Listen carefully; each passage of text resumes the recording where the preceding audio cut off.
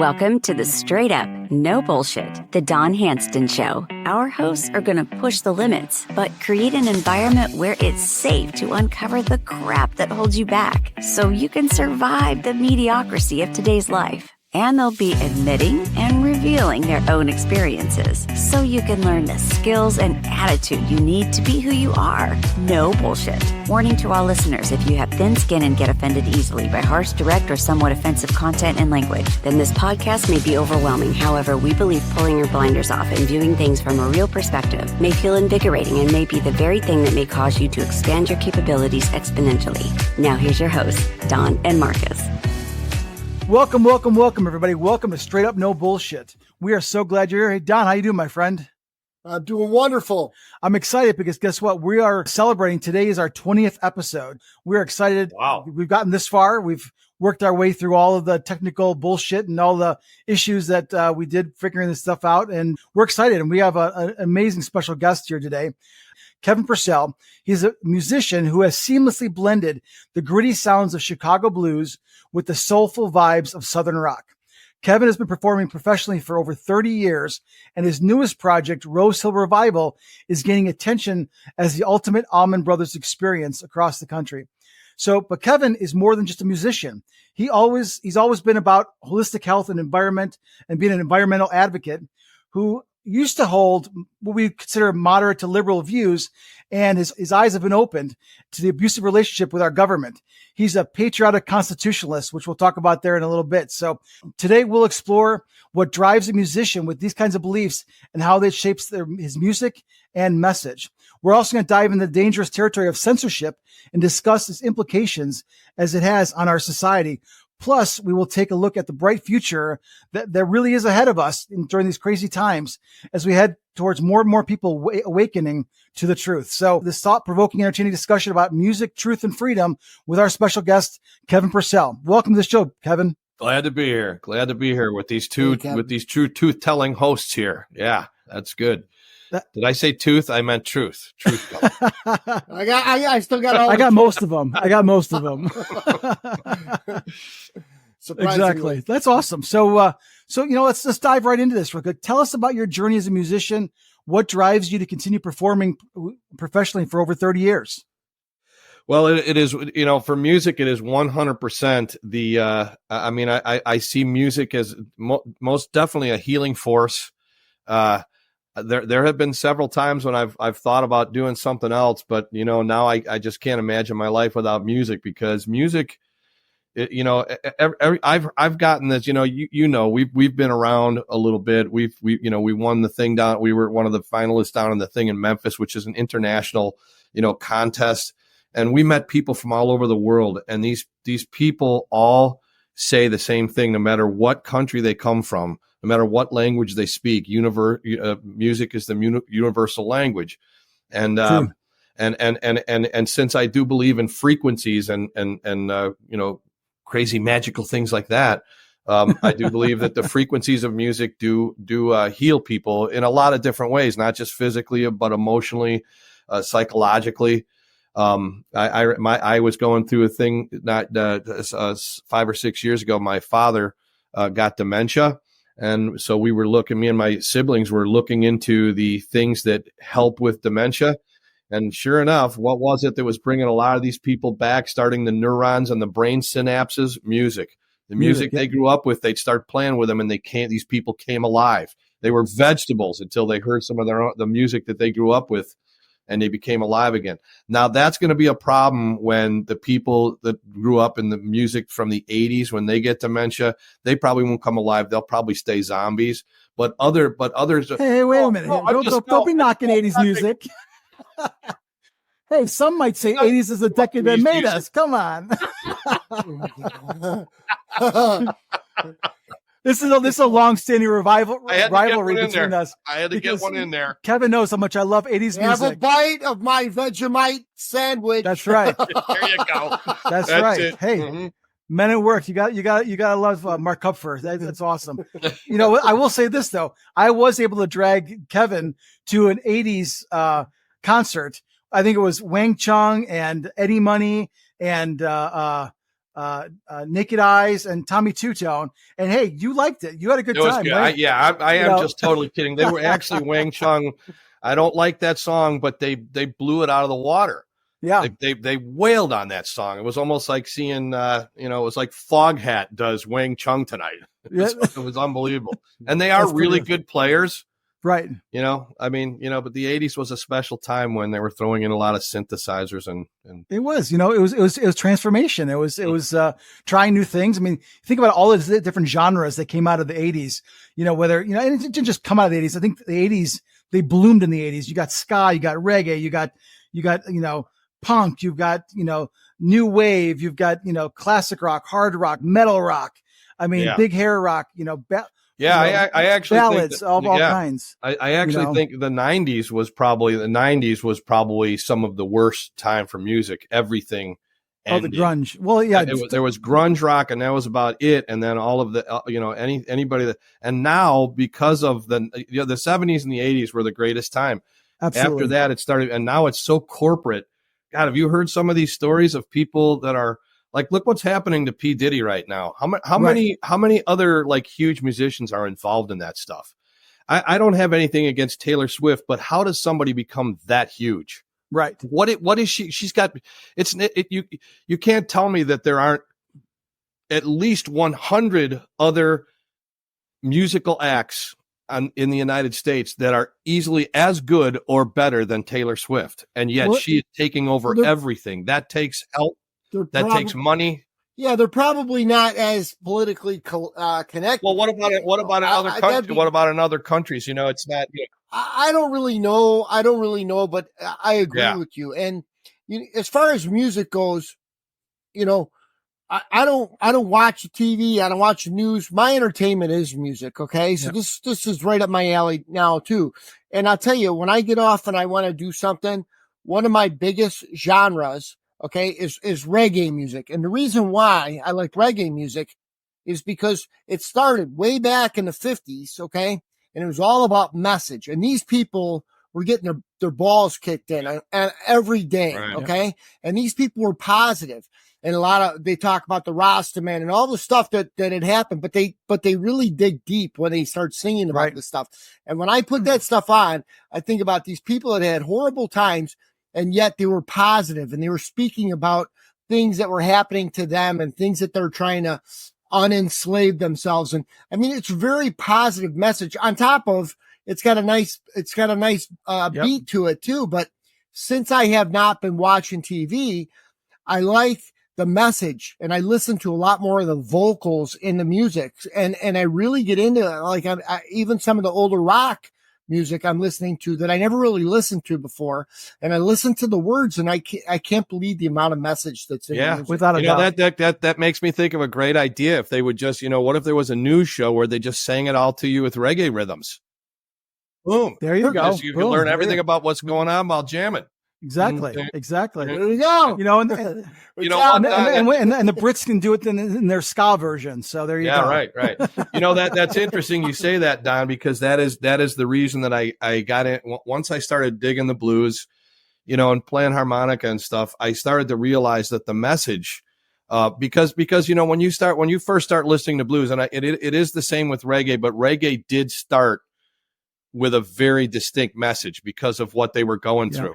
The blues, not so much, because they were trying to not cause too much, problem, right? They didn't want to have too much attention. And a lot of their songs are basic stuff about love or cheating or things like that. But what I think is the amazing message of the blues, especially back when they were writing these songs in the 20s and the 30s and 40s, they were writing about bad stuff too, alcoholism and whatnot.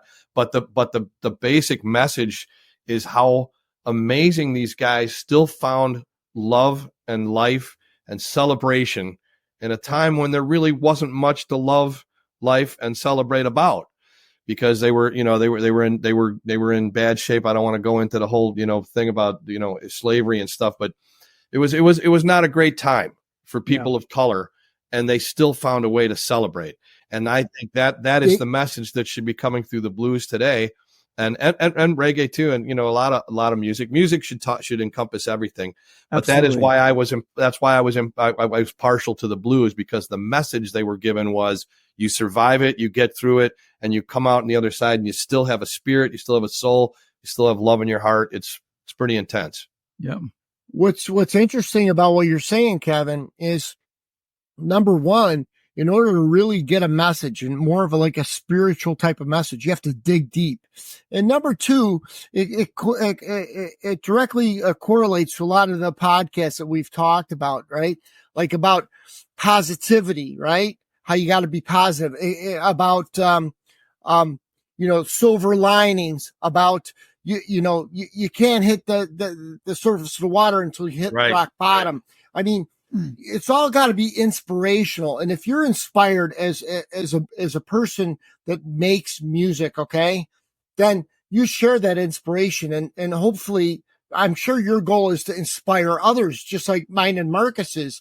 We want to inspire others so we can create more thought out there. And really what it boils down to is love, right? Because we did the love versus hate.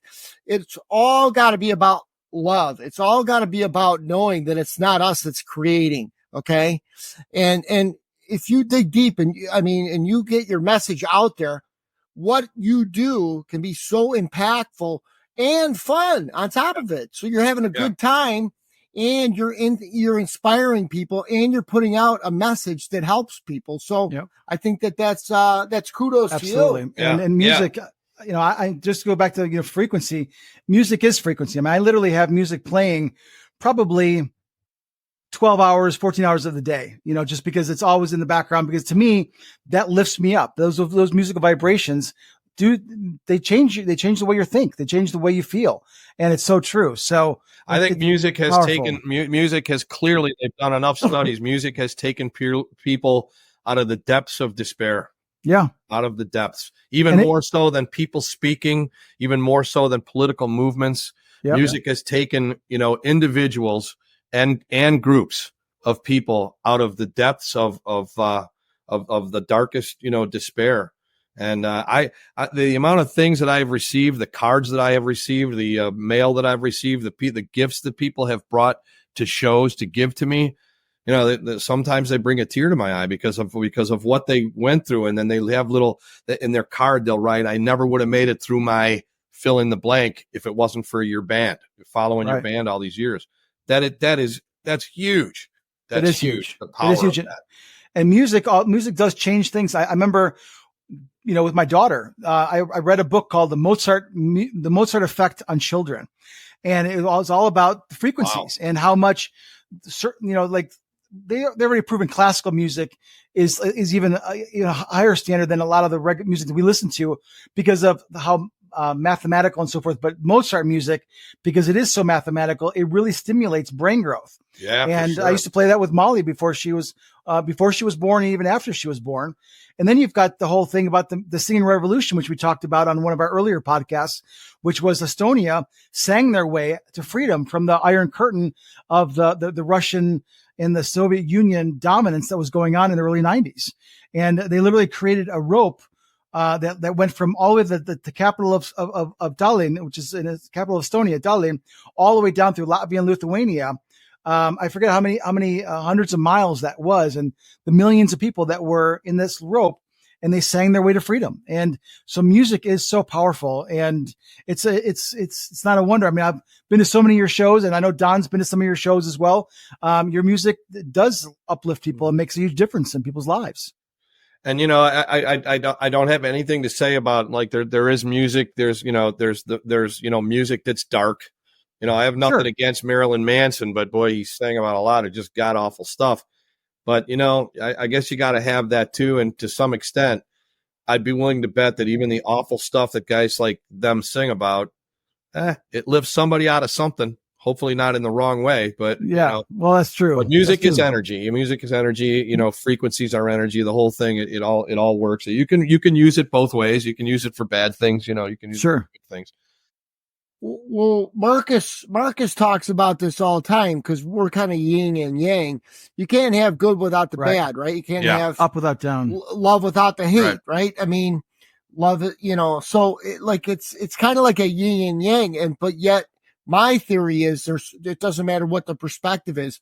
There's always a silver lining to it. So like you said, it could seem like it's promoting hate or evil, but yet it's really not. It's promoting goodness in some way, shape, or fashion. You know what I mean? Yeah. I think there needs to be more of that in terms of like, the people that are trying to help the world, even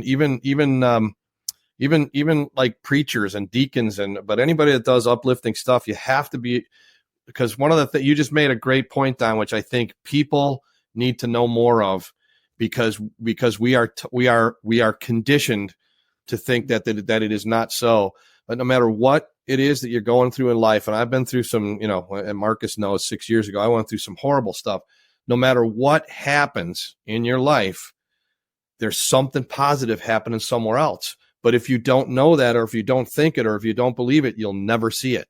Right. You'll never see it. Every time a door closes, another one opens. But if you're not looking for doors, if you don't know what a door is because no one told you, you're not going to be seeing the silver lining that you're talking about. And it's so important.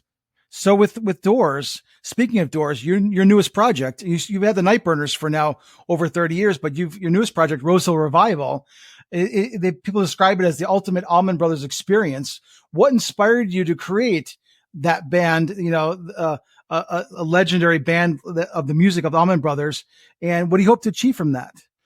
Well, I am definitely inspired by the other guys in my band that are just as inspired by the Allman Brothers as I am. So I can't say that it was me that started it. There are other guys in the band that are very, very, very passionate about the Allman Brothers music, and Allman Brothers is such an incredible story. We could do a whole new podcast and do 2 hours of their story. Sure. But in the 70s at a certain time, there were many, many critics that called the Allman Brothers the best band in the world. They were even better than the Beatles, for a while there. Okay. And they also started a genre called Southern rock, which is just, crazy to think of, having you to start a genre like that. You got all these other genres you were talking about, like ska and all that kind of stuff. And the guys that are at the top of that, but Southern rock has become part of the American culture. Southern rock is also pretty patriotic, Absolutely. The people that love Southern rock are people that love, freedom and love America. And so they started that back in the 70s, and their music is incredible. It touches a lot of people. They were just regular guys. That's the thing that amazes me the most. They were just regular guys. They weren't trying to write music that was, ethereal and deep and religious. They were just writing, just things about their lives. But somehow they did it in such a way that touched so many people.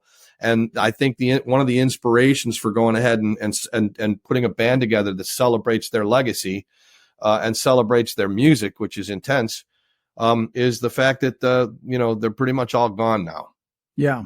I think there's only one of the original guys left. The drummer J-Mo is pretty much the only guy left. God bless him. I hope he lasts as long as possible.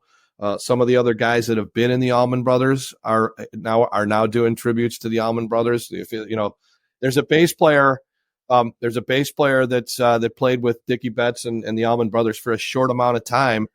Well, he has now got an Allman Brothers, tribute band, which is, fantastic. The more music that gets out there, the more of their music that gets out there. Because it's so great to play, and there's another thing too. It's so great to play real, honest to God, just regular guy music where you actually have to be talented to play it. The Allman Brothers did not need to get on stage with 400 dancers doing choreographed moves.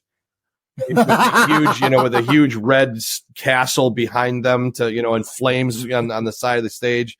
They just didn't need to do it because that's not what they were about. And I'd be to going back to Taylor Swift.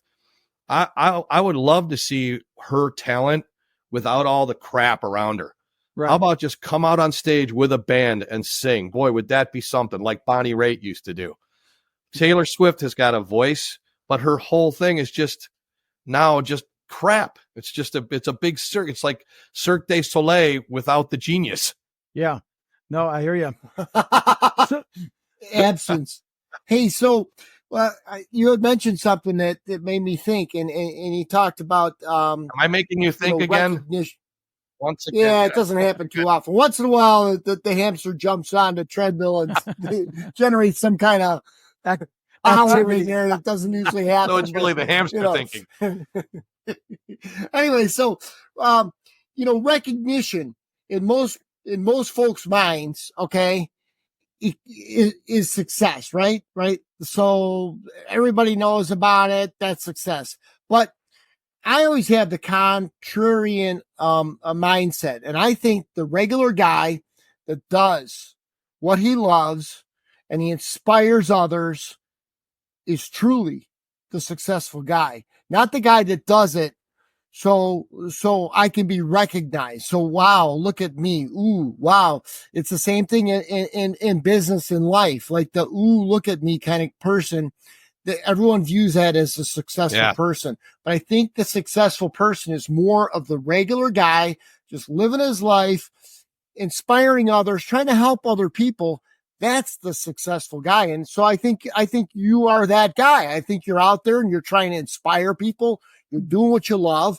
You're trying to pass some good message, some positive feelings, some positive vibration. And I think in my opinion, for what nobody has to agree with me, but in my opinion, that is success. Well, I agree with your opinion, and again, you're on a roll, Don, because that's really important, and especially to me. I am disappointed at the age that I'm at right now, and all of the years that I spent thinking that I was going to tour the world and be on the coattails of whatever Allman Brothers or Stevie Ray Vaughan or something like that. I did grow disappointed with our perception, the average American's perception of what success is, because that's really the problem. Success is not about just like how well known you are and your fame and the amount of money you got. And so, and you see that when people use the Taylor Swift argument, you say, well, some critic says, well, it's just kind of, bubblegummy tripe. And they go, well, you're not as well. She's making billions and millions. Yeah. But for all we know, her life is horrible. She could have sold her soul to the devil. Yeah, or that. Exactly. It's that like how many contracts has she signed where she you heard the whole story about her having to buy, she finally got to a point where she was able to buy her entire her entire library back.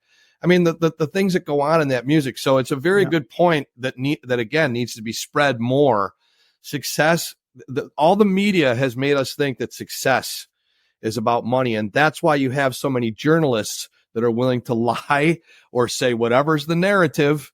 They're sponsored by this company or that company, and they'll say whatever they have to say, because to them, success is not about them being a real person and calling it out when they see it. Success is about them getting a paycheck and being able to say, I'm a journalist. I make 17 million a year, so I'm successful. No, you're not. You're a liar. Here's the forbidden apple, right? Here's the compensation. Take a bite. Okay. It stems back to Adam and Eve. I mean, but everybody falls for the same shit. Right. Oh, I got a fancier car. I got a better house. I'm more successful than you. Get out of here. Yeah. No, it's a scary concept because people learn it from a young age, and then they clamor all over each other like rats trying to escape from an alligator. They don't care who they hurt trying to get out of there, Yeah, no, I saw a study one time. I don't know if you guys know about this study that NASA did. NASA was trying to, they were talking about trying to, NASA, because you saw the story about the women that were the ones that figured out the three women that figured out the mathematics, those mathematical things for them to get to the moon and stuff. Incredible story. It's a movie now. The three African-American women. Actually, you know what? Let me correct that.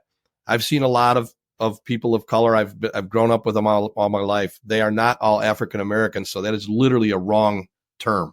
They are black. They are proud and they are black, and that's what they should call themselves. They're not actually, if you want to talk about colors, they're not actually black, but they are. Smokey Robinson did an incredible poem one time about saying, "I'm not African American. The people that are from Haiti, they're not African American." People from all over the world that are from different places, they're black and they're proud, and that's what they should be. So the three black women that did the math for NASA, they were incredible. It's an incredible movie. You should watch it. And And so NASA was trying to find geniuses. They wanted to find geniuses that could come and work for NASA. So they started, and this is a study, you can look it up. They started looking at kids in school, and they were like, wow, okay, so if we start recruiting children when they're pretty young, or start getting them, in shape for joining NASA, we could start when they're in kindergarten. So they must get smarter. No, they went on to second grade, fifth grade, eighth grade, ninth grade, and it literally went progressively worse and worse. And they said by the time these kids got to high school, they gave up on them, and they stopped trying to recruit these kids. They stopped trying to recruit kids that went through the basic education system of America. What an indictment of the education that we've all got. Right. And so that just goes back to the whole thing about we aren't taught to be creative, living, soulful people. We are taught to be that rat that tries to climb over everybody else to get success. Right. Not everybody does that. I'm not saying that everybody does that. I'm saying the general sort of overview of society, Wall Street, banks, riches, fame, all that kind of stuff. It's all that's, it's programming is what it is. It's programming. You can call it what you want. And I've talked about this many, many, many times is you get out your pen, get out your paper, you write your script for life, you live it. But if you go by everyone else's script for life, okay, that's not for your benefit. That's for their benefit. And so if you follow your own, all of a sudden you can find happiness, you can find health, you can find good people, you can find spirituality, right. You can find all the good things in life. You can find success, which isn't the success that they're trying to sell to you. But if you go through the program that we're all taught, this is what we got to do. We got to have kids, and we have to put them in this school, and we have to all of this stuff. But then they've been programmed, and now to try and deprogram your kids once the school system and all these other systems have screwed them up, and you see these people as adults, right? They're all screwed up. So if they can disconnect from the programming, okay, they could turn on a freaking radio, put on a disc, go to a concert, listen to some music, dance, move around, listen to the lyrics, get some message, get inspired. Maybe they can start doing good again. Well, and you see what's happening. I don't think they're ever going to do good with sort of this conventionalized or government owned education. That's how they're done. But you see what they're doing now. This is the thing. So we're on a show that's straight up, no bullshit. We're talking about truth. So homeschooling is becoming huge because of these, because of the gender cult, because of the whole, the strange, just how strange Censorship. Education has become. Yeah. And so now homeschooling is becoming huge. So what does the government do? They can't have that. So they start trying to, in several states, they've tried to outlaw or change the laws around homeschooling. And in other states, they've made it, so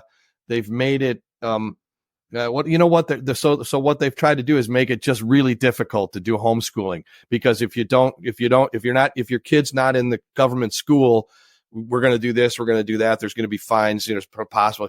So this is how and it's the same kind of thing as like right now trying to, I don't know if you guys saw there are farmers fighting this. They're trying to put an RFID chip in all of the beef across. Why? Because they want it. That's their way of having control. I don't even know who the people are that work in the USDA, the people that work in the FDA. Who are these monsters? Right. You really think would you go talk to somebody who works for the FDA that's been shutting down these farms and outlawing raw milk and all these, literally, do you really believe that you are protecting us?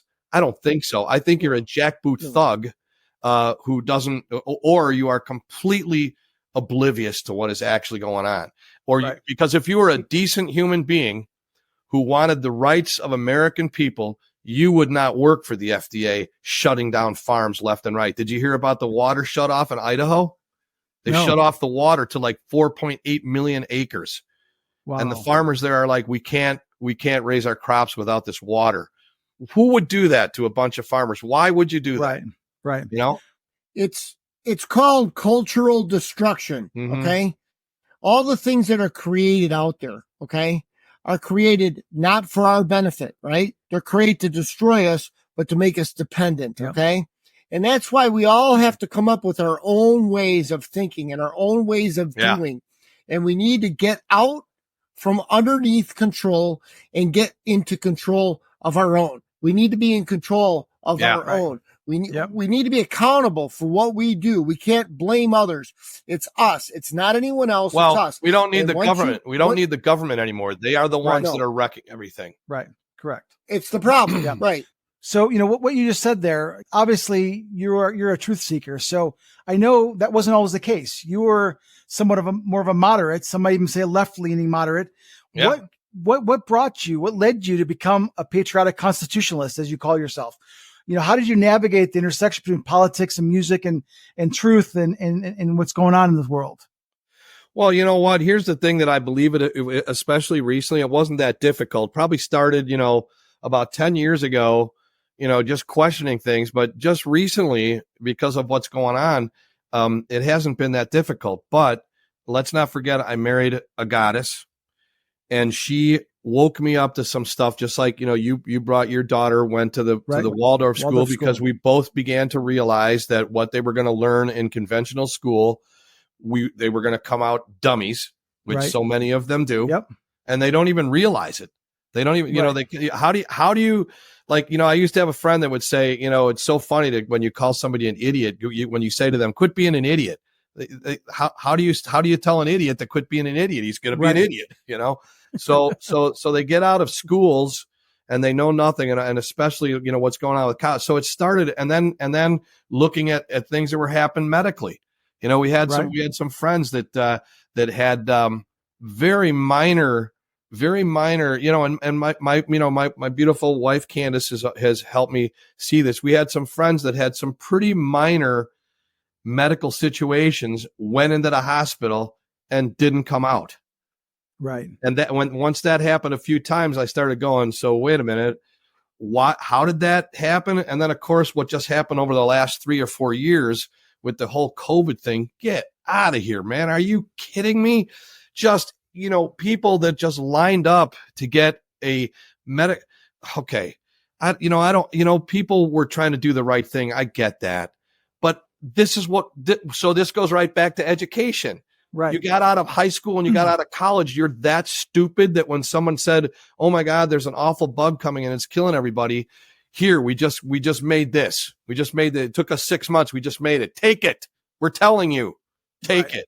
And you didn't even go look at the trials or any of the studies to see what the deal. If you didn't do that, I don't want to call you a dummy, but dude, it's like, well, you got the trials were a disaster. Go to the CDC site and look for yourself. That's what you learned in school. That's what school was for. Self accountability, Kevin. It's self accountability. School was giving you. School was trying to give what education was for is to make you be able to have a brain that says, okay, they are now telling me to take this thing. I have no idea what it is, so I'm going to look it up. Simple as that. Just look it up. But they didn't.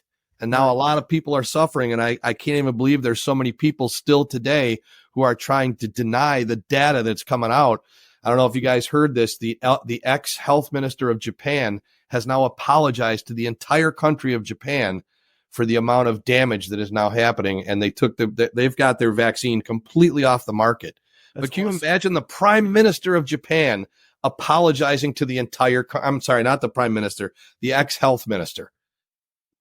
I want to be clear about that. I don't think the prime minister has apologized, but the ex-health minister apologizing to an entire country for what we just did to you. Right. Wow. Yeah. Wow. Well, I think, it's like there are people that we call, have vaccine regret, right? They took the vaccine and they regret it. Now, whether they did it under duress, because, their job told them to do, or they're going to get fired, or you couldn't go to school if you didn't take it, or whatever it was.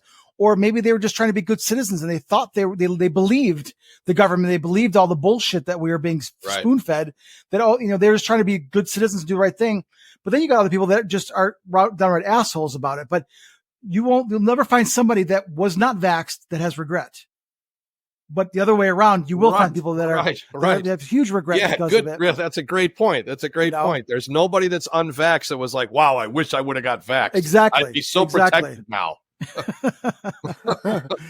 No, but it goes back to the pen and the paper, right? Like you write it down. If it's not on there, you're not going to be doing it. That doesn't make any sense to me. No. And if they say, you know what, Kevin, we pay you $250,000 and you're going to lose your job if you don't take the shot, right? Like most people are going to say they're going to take the money. All right, we got to have the money, right? A lot of people's lifestyles are built on the $250,000 that the guy's going to pay him. Where me personally, I'd be like, take your $250,000 and stick it where the sun don't shine, because why has anybody got the right to tell me what to do? And so it goes back to writing down what it is that you want in life. Okay. And what I want to do is I want to make decisions for me. I don't want other people making decisions for me. I can't believe so many people didn't think what happened, and to take it just a little farther down, because I agree with you 100%. But I mean, I still have acquaintances and friends that are saying, I believe in the science. And it's like, if you read the studies were the science, don't you? Right. You know what? Let me ask you something. Pfizer has been in court over a dozen times for fraud, for injury, and for bribing officials, over a dozen times, including the largest lawsuit in United States history at that point. Where is the science in that? Where? I got one for you. I got one for you, Kevin. Poetry in Motion by Robert Daltrey. What did she blind him with? Yeah, no, Robert. Yeah, she blinded me. Dolby. Who was it? No. Poetry in Motion was Dolby. Poetry in Motion. She blinded me with science. Right? Same thing. Thomas Dolby. Same thing. They blinded him with science. It's all bullshit. Yes, and that's the scary thing, because science is great. I believe in science until you start reading how they come to the conclusions and then tell you this is science. They had no right to do that. But what we had to, because what you were talking about, write it down on paper. I get that, but I have a lot of people, I have a lot of friends, and they're and even family members. I love them, but they literally think that there's no such thing as propaganda. They literally think there's no such thing. And Pfizer has been in so much trouble. Why does the United States sign a contract with Pfizer, a company? Like, talk about corruption. They signed a contract to get this thing out to everybody. They signed a contract with a company that has had the biggest injury fraud lawsuit in history. What kind of politicians who did that? Does that make sense? It's like, and you guys are saying that you care for our health so much. By the way, chemotherapy's not free, but boy, they don't want you to get COVID because they care about you so much. All the people that are dying of cancer, if your insurance doesn't cover it, good luck. Too bad. Right. However, we are so interested in making sure you don't die from COVID because we care about you so much. Well, what about the studies? Oh, well, don't worry. Don't do your own research. I remember when they started saying that. They literally started saying, don't do your own research. What? Wow. My theory is you follow the money, right? All the time. And just do a little bit of research and look up who was the biggest investors, okay, in those vaccines, and who made the most amount of money. And when you see who that was, okay, you're going to shit your pants, because guess what? It wasn't just some guy. It was all politicians. Okay. No, it was basically our government. Yeah. Look it up. Yeah, no, that was the thing. When people start arguing with me and they go, the guy that's the anti-vaxxer, is like Del Bigtree. He's just trying to make money off of fear. What? How? Do you understand that the Pfizer, when the COVID thing came out, it was the biggest transfer of wealth in the history of the world. The biggest transfer of wealth. Who do you think is making money? And you're blaming this little guy who says, I don't trust the vaccine. Oh, he's just trying to make money on fear because he's not believing the science. When the pharmaceutical companies had the opioid crisis and 500,000 people died, and it took the FDA 20 years to stop them, 20 years before they went, gosh, there's a lot of people dying from these opioids. Where was the science? Well, in court, they found out the science was fudged. And still they made billions of dollars. A whole shit ton of people died and they got fined. That's what science gives us when you just believe in the science. That's what science gives us. Well, You know what else is science? A lot of people dead. That's a lot of people dead. And the data is rolling out. Ed Dowd, if you ever hear of Ed Dowd, he used to work for Homeland Security. He used to work for BlackRock, and he developed a conscience, and now he does data. And he's like the data on the adverse reactions and death. That's the scary part, is the death. It's coming, and there's going to be no way to run from it pretty soon. It is coming. Right. It's coming hard. And these people are dropping that left and right. You know what? Yeah, that's right. And my son said the greatest thing when a lot of his friends got the jab. Some of them had some problems. Some of them had their parents have big problems and other stuff. But they finally came back to Shane, and they were like, my son, and they said, why didn't you get it? Well, he said, and Shane said, look, here's all I'm trying to tell you is I didn't trust them at first. But that's because I looked at some of the facts. And so he said, look, you guys got to understand this as young people. Either I am smarter than all the other doctors because I told you this was going to happen, or you were lied to. Right. Now, if you want to go ahead and believe I'm smarter than all the doctors in the United States, I'll take it, but I'm pretty sure that's not what happened. And I don't know if you've seen some of these doctors that are coming out and showing the regret. I saw one doctor, the guy looked so sad, and he was like, I am so sorry for all my patients, because I told them I was getting my information from higher up. They were telling me, you give people this vaccine, you talk them into it, and now he feels awful because a couple of them died. And he's got all kinds of people having problems, and he feels horrible about it. And it's not even that I won't even go so far as to say that the guys are working in the Pfizer laboratories. Are these people evil? No, they're trying to make a good thing. But but then what happens is they make something, the guys in the laboratory make something. The higher ups go, hey, if we've got a vaccine that will cure COVID, we're going to make billions of dollars. Yeah, but we're not done testing it yet. No, that doesn't matter. Let's get it out there. Right. COVID's happening now. We can't wait another year. Let's get it out there. Those are the guys that are it's always about like you said, it's always about the money. Power, money, and control. It's all about so power, it's not about the scientists so much as it is about the money. And even scientists, if we shift to climate change, there are so many climate change scientists that are saying this is all bull crap. It's all based on models. Right. But they are never given a platform because it's not the narrative. Right. And so you got all these people out there, especially all these young dummies that are like, I am being told that there's climate change and it's a danger. That is all I am going to believe. You can't make me believe anything else. Okay, right. Well, what about these these tens of thousands of scientists who are saying that all of that's untrue? And there's a few other ways to look at it. No, I only look at it the way I was told in college or by the news. The news says there's climate change. End of story. Don't want to talk about it. Hold up the hand, talk to the hand. Climate change is happening. That's not the way science is done. It's not the way it's done. It's not done. And you know what? It's interesting because that leads us kind of to our next topic, which is the danger of censorship that's going on. Because even during COVID, people were speaking out, but guess what? The government was having Facebook and Twitter at the time, and all these platforms censor their platforms. And so censorship has become an amazing issue. And they're trying to silence. They're trying to nullify the First Amendment, which is our right to free speech. Right. I have the right to my opinion, and you cannot deny me that right. But they're doing it. So, what are your thoughts on that? And well, I am very disappointed in the people on the left that think that this government and especially this administration is all about America and all about patriotism. They are clearly not. Right. Because they censor anything. If you try and say anything about the clear evidence that the election was messed with, I'm not even saying it was stolen, but it was clearly messed with, but They don't even want to hear that.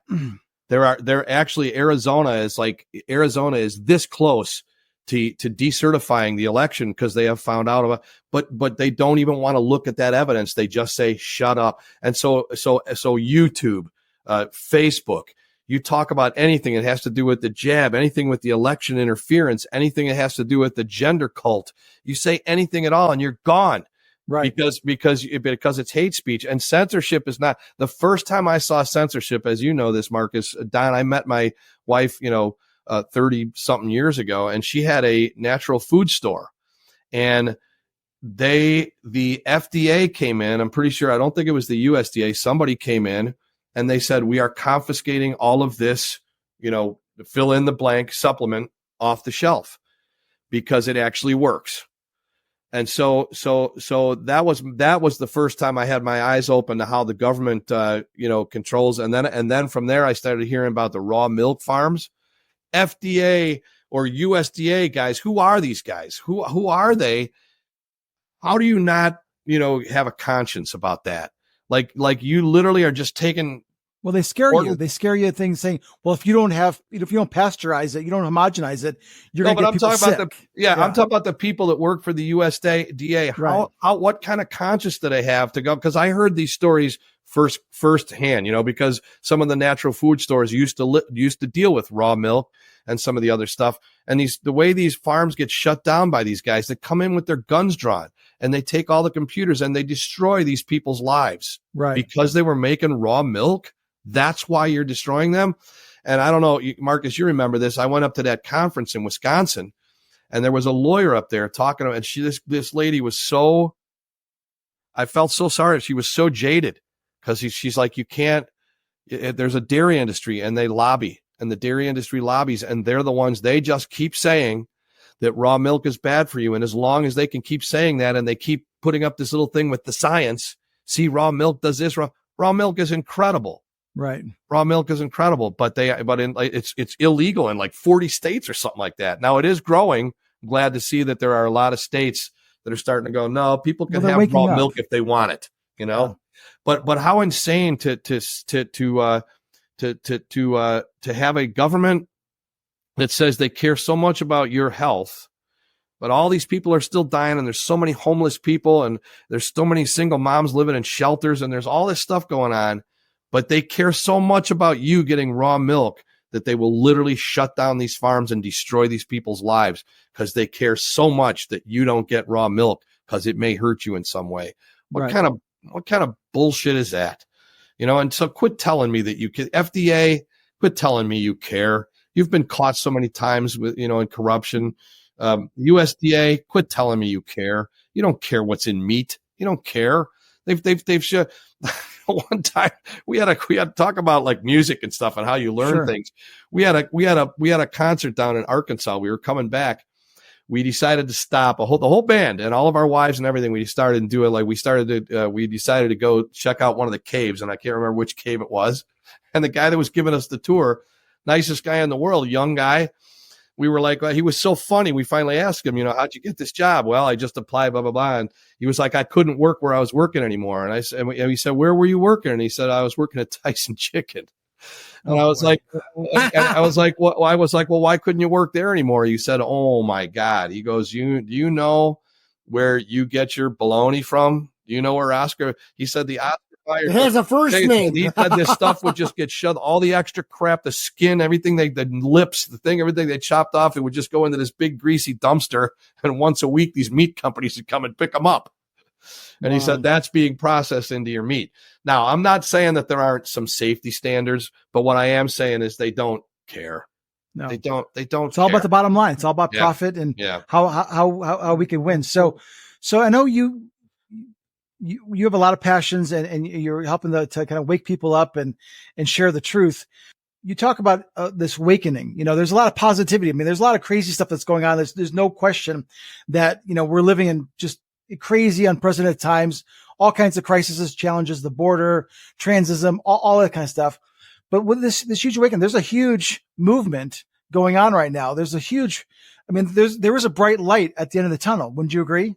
I agree. I think there's an awakening happening right now. It's frustrating. There's parts of it that are very disappointing, but there is awakening going on right now. Probably reminiscent of the dawning of it's the age of Aquarius. I mean, people are waking up to the fact that we have been lied to on almost every level. We are still being lied to. You cannot literally, it is like, for one example, to look the American people in the face and say, and everything is fine. We're doing great. We're like the stuff that's happening at the southern border to try and pretend like we're so virtuous because we're letting in all these people, these poor people that are coming from everywhere else. Yes, we do want to do that. If you're a humanitarian, you want to let people in from other countries and give them care. That is not what is happening. What is happening down there at the southern border is the opposite of care. It is people who do not care. Terry Rodas was right there in the congressional hearings saying that she was hired. They've lost 85. By now, it's probably 90,000 kids. They have no idea where they are. That is ruthless barbarianism. That is not virtuism. Okay, Mrs. Cortez, that is not. There's a way to do it and there's the way to not do it. This is the way to not do it. Correct. It is barbaric. It was barbaric what has happened. The cartels. If you saw Dr. Phil interviewing the something you'll probably never see on regular news. Dr. Phil was down there interviewing the border guards. These guys were saying the cartels run everything. They can't even do anything. And as a matter of fact, when you have a state of Texas who says we can't handle this, we don't have the resources to handle this, so we're going to put up barbed wire, the federal government comes in and says you can't do that. We're the federal government, and we're saying you cannot close your borders. That is totalitarianism. Right. That is what that is. That is tyrannism. That is tyranny. That is the federal government saying to a state, you're going to do what we're going to tell you to do. Treason. That is not a democracy. That is not a democracy. So stop telling me the Biden administration is a democracy. They literally are telling states what they can and cannot do and letting the invasion continue, which is insane. Yeah. So I'm going to talk about something you were talking about earlier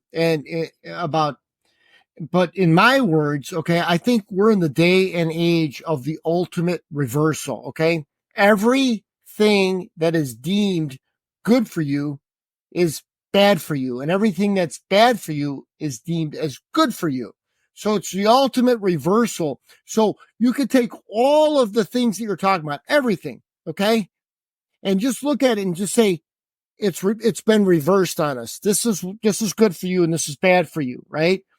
And if you really look, like you said, the raw milk, the supplements in your fiance's store that was good for her, that's bad for you. So, vaccines, whatever. Yeah. Border crisis, you name it. Yeah, that's done for us. No, as soon as you understand, because I'm a very simple guy. You put it at a very simplistic level and understand that if it's forced on your throat that this is what's good for you, it's bad. It's probably bad for you, and the opposite. And I think that if we all just put it into a more of a simplistic state rather than getting all caught up in these details of all these different crises, because there's all kinds of shit going on that nobody can get their arms around. Why? Well, I'll tell you why, because they don't want us to survive at a good level. Okay. They want us to be controlled. And if you understand it and just put it in a very simplistic mindset that the only one looking out for your betterment is you. Okay. And when you do that, you're going to have the people in your life that are going to be also looking out for their betterment, which is going to make your life better. So it's really about pre-qualifying the people that are in your life. Okay. Pre-qualifying the things that you're allowing to happen to yourself. Yeah. And I think that it's a really good place that you're in music, because I think if you could start putting some of that simplicity, that simplistic thought into some of your vocals, I think it would help people understand it at a much deeper level, because I think people are typically simplistic creatures. Well, I agree with all that. And I think that on top of that, as simple as we are, we need to take the power of how this country is run. It has to be given back to the people, because right now we have an unbelievably abusive relationship with the government. It is like having an evil stepfather who is like, there's no way. We have an obesity problem in this country that is, and diabetes that is just off the charts. That's the food supply. Yeah. Because they don't care. But then when they try and say that they're so virtuous because they're letting all these people in at the southern border, while we have so many homeless vets and an obesity problem and the food processing, it's incredible that they keep on trying to say that they care about us. Right. Yeah. That's the part that's disheartening. But I know that there's a lot of freedom fighters out there, a lot of patriots that are fighting to get the truth out there, to help the Great Awakening. I mean, you got the people like Tulsi Gabbard, who was a staunch Democrat, who is now a Republican. I'm not trying to say left or right, a Republican Democrat, but she's gotten away from the lies to the truth. Right. And that's what it is. Right. It's not about black and white, left and right. It's about what is true and what isn't true. What's truth? What's a lie? Yeah. And I just want to say one thing. I'm actually, I can go so far as to say that I'm surprised Tulsi Gabbard was ever even a Democrat. I get it, but listen, man, if people did their research, just, Don, you say you're a simple man. I love that. That's what that's why everybody loves the Leonard Skinner song. Just be a simple man. And I'm okay with, people that have over the top emotional IQ, or people that have, intelligence, that have tons of wisdom and tons of life experience, and they've flown around the world and they've seen how the other half lives. That's okay too. But you cannot deny that like when I was young, I was growing up in the blues. I had a lot of black friends, and Biden was a piece of shit back then. He was a racist. He was a segregationist. Right. He clearly lies left. He's a serial liar. He's got so many things going against him that I would have loved to have given Obama a chance. I'm glad I didn't now, but I might have voted for Obama, except that he picked Joe Biden, somebody I already couldn't stand, because he read the eulogy at one of the biggest KKK members, funeral, talking about what a great guy this dude was, talking about his mentor was Senator Byrd. Anybody who's a Democrat, if you are not, you are not real. You're not real if you don't condemn Joe Biden for being what he is, because he's always been that. And isn't it weird that in the debates, Kamala Harris was the only one that brought it up, and look who ends up his vice president. So she is not real either. She is disingenuous, because she knows that what she was saying in the debates about Joe is true. She knows that it's true. But when she was offered the job, she was like, forget all that. And when she was interviewed about it later, she just laughed and said, oh, it was a debate. It was a debate. It wasn't a debate. You were talking to a person who is a straight up segregationist, racist for most of his life. Right. That doesn't even talk about all the other things, like he lied about marching in the civil rights and all this other kind of stuff. He's a straight up lying piece of crap, and everybody knows it. And there's somebody like Tulsi Gabbard, I wouldn't even have joined the Democratic Party. I could never join the Democratic Party because I already knew. But when Biden was the vice president, I knew that. Are you not paying attention, people? Okay, well, so if you're a simple man, that's fine, but do your research and find out about these people, because he's an ugly human being. Right. He's an ugly human being. Without a doubt. And for Tulsi's defense, I think it had to do with Hawaii, because Hawaii was so much, they protect the environment there, which justifiably, I mean, they've banned chemtrails from flying over Hawaii. I mean, that's how staunch they're against it. So being that, she was very much in the environment, that back then that was a more democratic or left leaning way to do it. Now they've all gone nuts. And so she's woken up just like you've woken up, just like so many people have woken up, that, hey, you know what? It's about truth. It's not about the lies. Yeah. Because the left is all about lies. Yeah, absolutely. I wouldn't say anything bad against Tulsi. But I'm just surprised, because she's very smart. She's very smart. And so, but even smart people get lied to. Yeah. Even smart people get sold a bowl of bullshit, and they buy into it. So let me ask you a question on as far as artists go.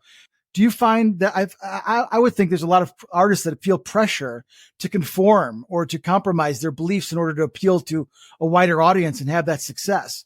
How have you found it to stay true, and or have there been any challenges for you while staying true to your message and your music and what you're doing? I think, Don, I'll answer this, and I want to hear what you were going to say, but I am actually shocked at the amount of musicians, and including some of the people that I know around, Chicago, that I have a lot of respect for, because they're great musicians. In the 70s, just like Don was saying about reggae, music in the 70s was anti-establishment. Right. They were trying to say that you are bulldozing us over and using us as bowling pins, and we don't want to put up with it anymore. Right. And it was a huge, what can you call it? You could so many things. It was a revival. It was a protest. There were protest songs galore saying, we're not going to join your war. We're sick of you guys. And to come this many, to have grown up in the 70s, to come this many years forward, right, and see all these musicians and all these bands that are literally for the establishment. They're literally fighting for it. They're fighting for Biden. They're fighting for money. But money. It's not always money, Don, because I'm talking about local cats as well. I'm talking about people that music is not their, they are in very well established bands, but being a musician is not necessarily their first income. Yeah, they have jobs and stuff like that. What are they looking at? What are you not seeing about the way that, listen, when I grew up, and so Markus, at the beginning of the program, you said that I might have had more, central left leaning. Yes, right. I was. If left leaning means that you don't want war, I don't want war. I used to go to Skokie and throw shit at the Nazis that were marching through Skokie. I used to go to the Vietnam things and say, screw you. We don't want to go to war. Less killing is a good thing. Right. And here we are this far into the future, and the Biden administration is giving billions and billions and billions of dollars to Ukraine, where there's nothing but slaughtering going on. Billions of dollars to Israel, and I'm not even saying I'm going to take sides. I'm just saying the lead that goes. I said this before. John Lennon said this in the 70s. The leaders of the world are psychopaths. How are we not coming to trying to figure out some way as adults to not have war instead of what you were saying before, Don, programming. How is it okay what Israel is doing to Gaza? How is it okay what Gaza was doing to Israel? How is it okay what Russia's doing to Ukraine, what Ukraine's doing to Russia? There's nothing okay about it. But I will say this, the one thing to not do about it is keep arming one side so they can keep on slaughtering. Right. What kind of answer is that? But there's a whole bunch of money in that, because all the military, industrial complex that we were warned about, they're making millions hand over fist. Slush fund. Oh my God. The amount of money, how does the Biden administration, the embarrassment of this, like if you're talking to somebody who's all for the Biden administration, on the same day that they gave $700 to every family, not every member, but just the family. Right. They gave $700 to everybody who lost everything in the Hawaiian fires. On that same day, gave like $80 billion to Ukraine. Right. How is that not an embarrassing, incompetent, insubordinate, just complete insult? Complete insult to the human race. Well, because people were trying to get the property from the people in Hawaii. That's why. I understand it's all that sham. part. Yeah. It's all sham. But hey, I want to get back to one thing that's been bugging me since we've been talking. When I talked about Simple Man, I want to clarify something. Simple Man by no means means dumb, not intelligent. Doesn't mean that they have no experience. It doesn't mean that they have no wisdom. As a matter of fact, they see things through a simplistic scope. So they actually have like wisdom, experience, and intelligence way beyond somebody that thinks on a very complex level. So what I'm saying is, when I speak of a simple man is usually very wise, is usually very intelligent, is very capable of survival. Okay. They're going to survive the storm no matter what. Okay. These complex creatures out there are going to die when the smartphone dies or the EMF comes and takes the power out. They're going to be done. Okay. Yeah. You got a PhD and this and that. Yeah. Are you intelligent? What you are is you're very complex. Yeah. A simple man, I believe, is the powerful man. Yeah. No, I don't. Because what do you think God is? God is the ultimate in simple man. Yeah. So yes, a simple man as opposed to a man with IQ. The danger between those two things, a simple man, like to me, a simple man is a farmer. they always are wise as hell. They always know everything. They know what's going on with the weather. They know what's going on with everything. They know how to raise a family. The people with IQ are the people that are professors at our colleges right now. Those people are dangerous as hell. Yep. Not that you shouldn't have an IQ, but when you call yourself an intellect and you're teaching our kids, have you seen the interviews with these college campus people that are cheering for Hamas and cheering for, Gaza and saying, Israel deserved it and all this kind of stuff?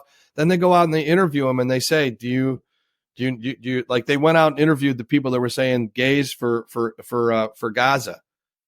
They were like, do you want like it was, and it was a gay guy doing the interview. He's like, do you understand that if I went to that place, I would be killed. Right. Or put in jail or something. And they were like, wait, what? Like, how, what kind of professor do you have when they asked, do you know what from the river to the sea means? Do you know what that means? I figure it means there's a river and a sea there. Yeah. They don't get so it. what kind of, Who do you think so came you up are with at a college? You are literally a college graduate. You're coming out of a college and you don't even know what stuff means. What does that say about your professor who pretends to be the wise man with the IQ? He's an idiot. IQ? Who came up with the IQ test, right? Right. Come on. Just like all these books, just like when you talk about history books, the history books have all been rewritten. It has nothing to do with history. Yeah. It's got to do with what they want. History is written by those that win the war. Yeah. I'm all for the simple man. I don't know if you thought I was saying something, but when I say IQ guys, there's Saul Alinsky's, Sam Harris, these guys that are real thinkers. Those guys are cool too, if that's what you want to be. But those guys would both Saul Alinsky and Sam Harris, as genius as they are, would be lost on a farm. Right. They wouldn't know where they wouldn't even wait. There's something under my fingernails. Yeah. It's called dirt. Oh, that's what that is. Oh, all right. That's funny. That's funny. Yeah, that's it. So Kevin, in your opinion, what role should musicians play in advocating for social and political change? I mean, can you share some examples of artists that have successfully used their platform in that way? I think that I can't think of any bands specifically that are out there trying to, I can't believe, listen, man, with all the things that are going on for the left, for the people on the left who have made a big deal about Jason Aldean's song about what would happen in a small town. Right. That what part of that is not okay? I mean, there's no part of him being ripped apart for that song is okay. No part of it. You are oblivious and ignorant and arrogant if you believe that a country star should not be able to write a song about the things that he's living through in his life and the things that he believes. Who do you think? So you're literally trying to tell me that you want to rip on Jason Aldean for writing a song about, hey, don't try something crazy in a small town because we take care of our children. That's just the truth. That is the truth of everything. I live in a small town. If I saw somebody getting hurt, I would do something. Do something. I'd run them over with my car if they were doing something really bad. That's just the way it is. By the same token, you have no outrage about what they're saying in some of these rap tunes. Right. No outrage whatsoever. They're incredibly offensive to the point of like they should be almost X-rated. Some of them are. Some of them are, but some of them they do on the Grammys at 8 o'clock on a Sunday. And they still get to what's her face who did oh man, I can't remember. The rap song that was like the WAP, wet ass pussy. Come on, man. Yeah, come on. Come on. Jason Aldean's the problem? Right, exactly. But there are people, artists. I mean, Ted Nugent and Three Doors Down. I mean, they just had that. I think it was Freedom Fest or Patriot Fest. I forget they just had that in Illinois. So there are quite a few musicians that are speaking up. But you're right. It's unfortunately it's a minority of them. Well, and I don't want to get out on stage and be political so much as I would like to spread the like what Don was talking about with reggae. I would rather send a message that allows people to wake up for themselves instead of trying to get out there and say, hey, I'm a patriot and you need to think this way. I don't mind if other people do it. And as a matter of fact, if I could have gone to that concert, I would have. but I am total. Don, reggae has woken up a lot of people in the last 30 years. Yeah. Reggae, especially, with Bob Marley. I looked up his death. It's very suspicious once again. And so is John Lennon's. Yeah. These are guys that were spreading a message of love and peace. And somebody, it's the possibility exists that somebody said, this guy's got too many followers. We don't want love and peace. Take him out. I don't know, but the weird love, peace, and truth too. Yeah. And so they can't have too much of that. And so I'm going to switch gears real quick here. You talk about, you really want to spread the good things and not the bad things. And I don't know if this is the person, but I believe it was Mother Teresa. She said, be pro something, not anti something. Okay. So being pro something is more on the positive side of things, right? Being anti is more on the negative side of things. So I think that if you support what it is that you believe in, or even talk about, right?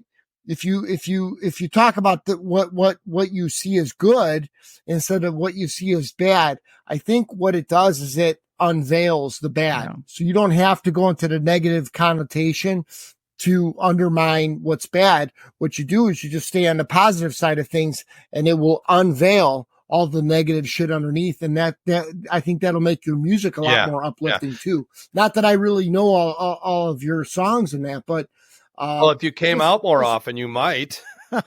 I'm kidding. I know. I'm not a big social guy anymore. I'm just not. You're not a socialist anymore.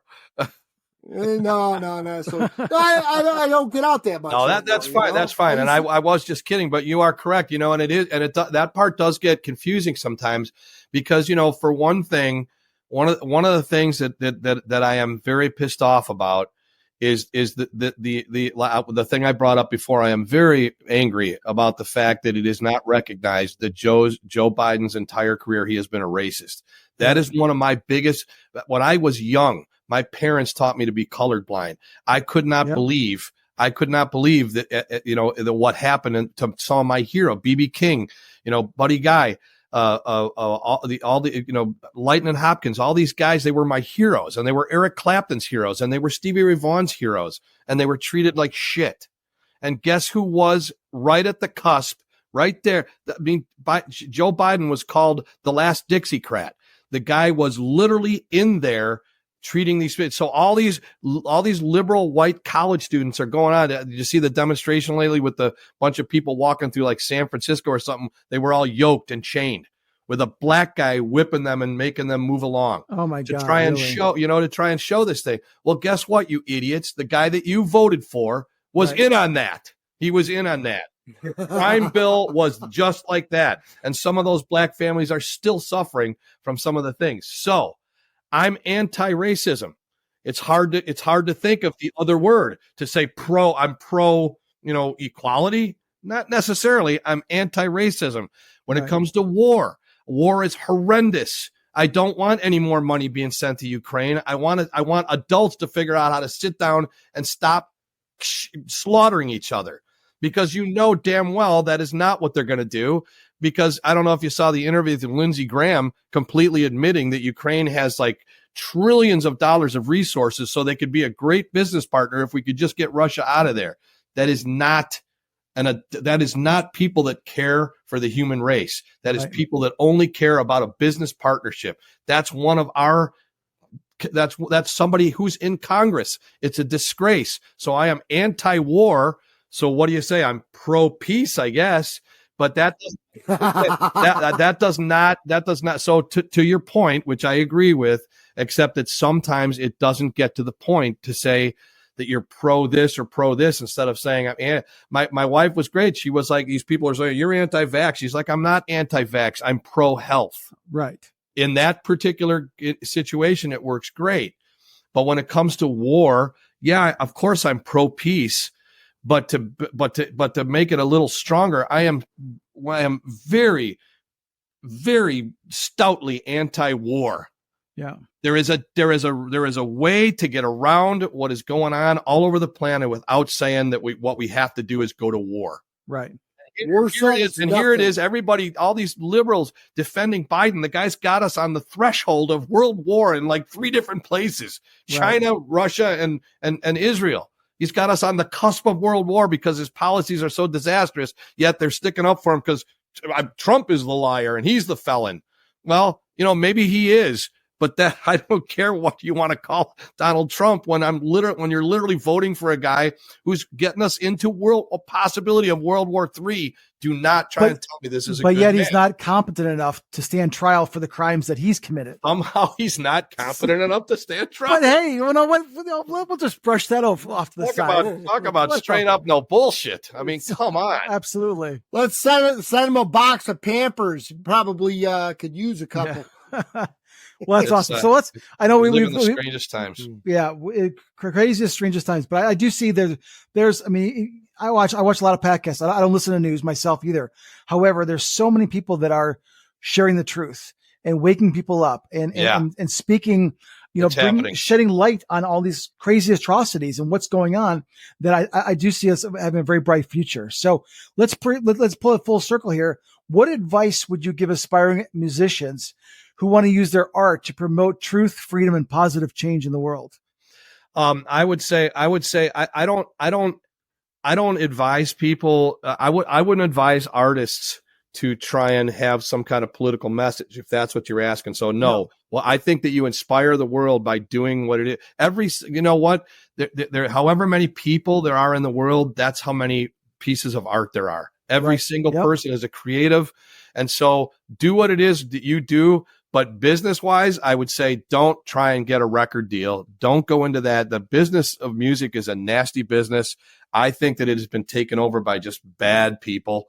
Right. I might even step up and say evil people. They might look like they're all at these big shows, and these producers and these guys who are record companies, they look like they're at these parties being, I'm just trying to help these young artists.